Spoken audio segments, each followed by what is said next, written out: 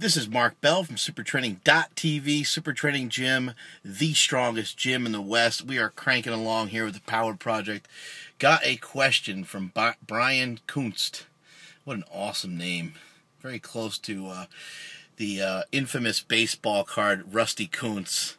I don't know if you guys remember that, but if you don't, look it up, because I always called him Rusty Kuntz. Anyway, he's got a question about anterior pelvic tilt.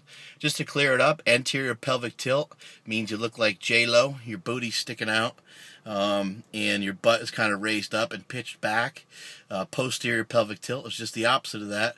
You have your hips are forward, and you have what I like to call no acetol, where it looks like you've taken an entire bottle of no acetol pills. A lot of times, what's lost here in the giant ass, what's lost here in the giant ass is the fact that what people think when someone has a built-up butt, that it is a strong and effective butt, but a lot of times it's not.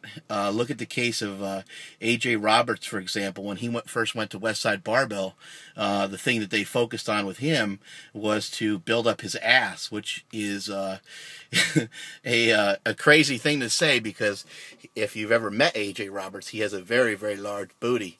And to say that that needed to be built up is kind of insane. But Louis Simmons, the mastermind that he is, was 100% correct, because now look at AJ Roberts' total as compared to years ago when he was kind of in the 2,400 pound range. Now he's kind of in the world record range, and he has the highest squat in the history of Westside Barbell with a 1205 squat. He's pulled over 800 pounds a few times now, and he's moving right along and looking like he's ready to total 2,900.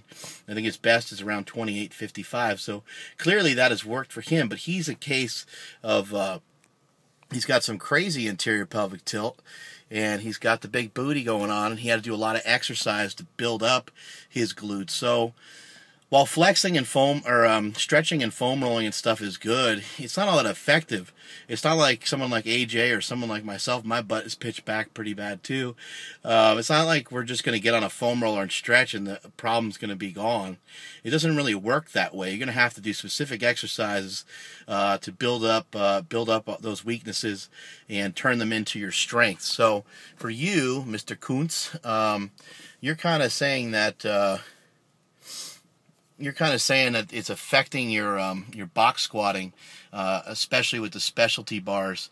The specialty bars are always going to suck. That's one thing you got to remember. So I wouldn't even really worry about that too much. As long as you're making progress, that's the only thing that really matters. If it's affecting your progress, and that's what we need to look at, and that's where we need to put our focus. Some exercises that will help build up your glutes and make your ass more effective. You got some simple exercises, like, I'm not a huge fan of some of this stuff because I think it's kind of bullshit, but it can be effective. You got quote-unquote glute activation exercises, which is kind of stupid, kind of lame, but it can be effective in cases like this. Things like bridges, look it up on YouTube. I don't have time to really explain it all, but look it up on YouTube. You can do single leg bridges, you can do double leg bridges. Those types of things will help. You can do those before your workout. You can do them to finish off your workout. Stretching the hip flexors would be important. You can go on mobilitywod.com, and you can always check out some of the information Kelly Starrett has there. Again, anterior pelvic tilt is when your belt line is facing towards the ground, basically on an angle. Let's see, what else could you do for anterior pelvic tilt? You can do things like step-ups. You can do things like lunges. A lunge is a fantastic exercise because on one side you're going to be stretching the hip, and on the other side you're going to be working the glute. So you're going to be kind of getting twofold thing there. Something that AJ Roberts used effectively was sumo, stiff leg deadlifts, and also ultra-wide sumo deadlifts. AJ also transferred over from conventional pulling to sumo pulling, and that probably helped him as well. Although that was not like that wasn't really a result. That wasn't really an intended thing that they did. They switched him over to sumo, and he ended up pulling better. And it actually probably helped improve his squat somewhat too, because again, more glute activation through that sumo pulling style. If you're pulling conventional, you may want to think about pulling sumo for a little while. If you're trying to build, you're going to want to do some repetitions and some sets and get some volume in there. Sets of 3 to 5 would be preferable on your sumo deadlifts. So you can do a sumo deadlift, you can do a sumo stiff-legged deadlift, or you can do ultra-wide sumo deadlifts. If you do ultra-wide sumo deadlifts, be sure that you do not drop the weights on your foot, because you can break every toe that you have, just like I did at one point with about 600 pounds. Didn't feel so good. Not a good idea. So, Brian Kunst, it's actually a good thing that you have a J-Lo booty.